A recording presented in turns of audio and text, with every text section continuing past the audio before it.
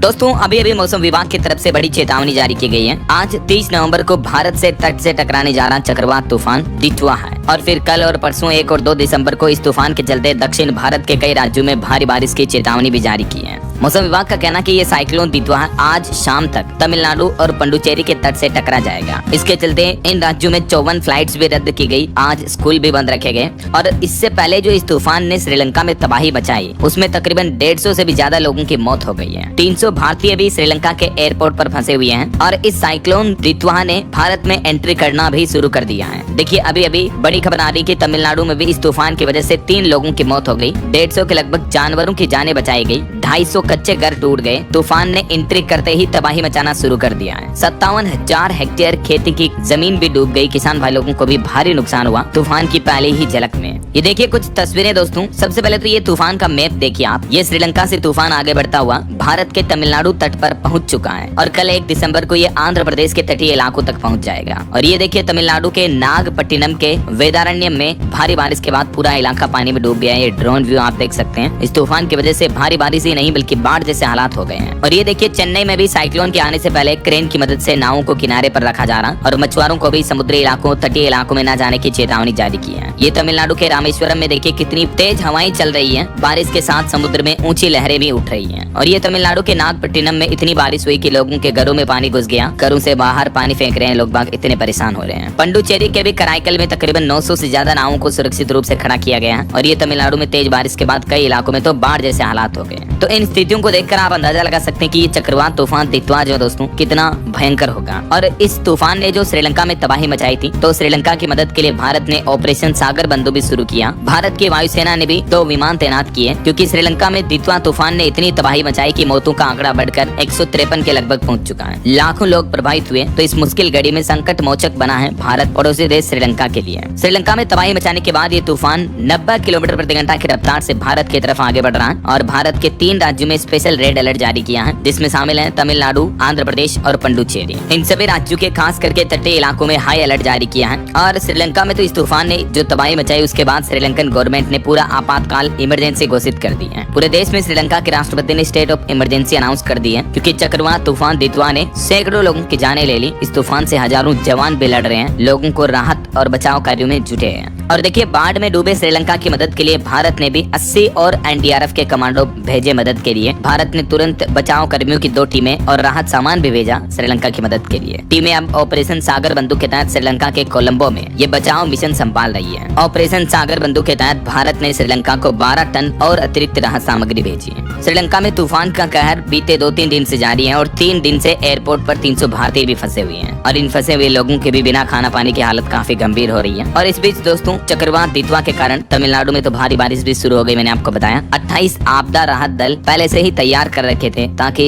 तूफान के लैंडफॉल करते ही लोगों को तुरंत बचाया जा सके। और ये गूगल मैप में देख सकते हैं दोस्तों आप साइक्लोन स्टॉर्म दितवा की लाइव लोकेशन। अब ये तूफान श्रीलंका से आगे बढ़ता हुआ भारत के तटीय इलाकों तमिलनाडु के स्टेट पर आ रहा जो पुडुचेरी के आसपास लैंड करेगा। मौसम विभाग की तरफ से ये लाइव लोकेशन का मानसून मैप भी जारी किया है। तो श्रीलंका में तबाही मचाने के बाद ये तूफान भारत की तरफ काफी तेजी से बढ़ रहा है। आंध्र प्रदेश पुडुचेरी के तटीय इलाकों में भारी बारिश के साथ तेज हवाएं भी शुरू हो चुकी है। तमिलनाडु में इस भारी बारिश की वजह से 54 उड़ानें रद्द की गई है और पुडुचेरी सेंट्रल यूनिवर्सिटी ने छुट्टियां घोषित करते हुए सभी परीक्षाओं को भी स्थगित कर दिया है। वहीं पुडुचेरी कराईकल माहेयनम वगैरह में सभी स्कूल कॉलेज सोमवार तक बंद रहेंगे। और इस तूफान की वजह से तमिलनाडु नागपट्टिनम में साइक्लोनिक असर के चलते तटीय क्षेत्र में ऊंची लहरें भी उठ रही हैं। 40 से 60 किलोमीटर प्रति घंटा की रफ्तार से तेज हवाएं अभी से चलना शुरू हो चुकी हैं। मौसम विभाग का कहना दोस्तों कि आज 30 नवंबर को तो ये तूफान तमिलनाडु पुडुचेरी तट से टकरा जाएगा। इसके कारण राज्य भर में बारिश होगी और फिर ये 30 नवंबर से लेकर 3 दिसंबर तक आंध्र प्रदेश के कुछ हिस्सों में भी तेज बारिश करवाएगा तूफान। आंध्र प्रदेश में भी मतलब कल से फिर 4 दिन तेज बारिश का अलर्ट है। तो ये तो दक्षिण भारत के राज्यों और तूफान के लाइव अपडेट्स रहे। चलिए अब अपन उत्तर और मध्य भारत के भी अलग अलग राज्यों के मौसम के हालातों पर नजर डाल लेते हैं। देखिए मध्य प्रदेश के 12 शहरों में तापमान 10 डिग्री से नीचे पहुंचा। राजस्थान राज्य में भी शीतलहर का अलर्ट है। उत्तराखंड केदारनाथ धाम में तापमान -14 डिग्री सेंटीग्रेड पहुंचा और हिमाचल प्रदेश में तो 4 दिसंबर से बर्फबारी की भी संभावना है। देखिए राजस्थान में शीतलहर का अलर्ट जारी हुआ और अब 4 डिग्री तक और गिर सकता है तापमान, यानी ठंड बढ़ेगी। 2 जिलों में सबसे ज्यादा असर रहेगा। मौसम विभाग का कहना है कि दिसंबर की शुरुआत से ही राजस्थान में तेज सर्दी शुरू हो जाएगी क्योंकि वेस्टर्न डिस्टर्बेंस का प्रभाव अब खत्म होने के साथ ही राजस्थान में मौसम पूरा खुल गया है। तो 1 दिसंबर से तेज सर्दी शुरू होगी। उत्तरी हवा चलने से शेखावटी और बीकानेर संभाग में न्यूनतम तापमान में 2 से 4 डिग्री तक गिरावट की संभावना है। जयपुर मौसम विज्ञान केंद्र के निदेशक का कहना है कि इसी हालातों को देखते हुए 3 दिसंबर तक के लिए सीकर, झुंझुनू जिलों में कोल्ड वेव का येलो अलर्ट जारी किया है, यानी तेज शीतलहर चलेगी। अच्छा, और राजस्थान के बाद इधर देखिए मध्य प्रदेश में भी 6 दिन बाद शीतलहर चली। पारा 8.6 डिग्री तक लुढ़का। मध्य प्रदेश के 14 शहरों में टेम्परेचर 10 डिग्री से भी नीचे चल रहा है। और दिसंबर महीने में एमपी में भी कड़ाके की ठंड की चेतावनी है। पहाड़ी राज्य उत्तराखंड की बात करें दोस्तों तो उत्तराखंड के पहाड़ी इलाकों में पाला गिरा। बद्रीनाथ में तापमान -10 डिग्री सेंटीग्रेड तक पहुंच चुका है। हरिद्वार, उधम सिंह नगर में भी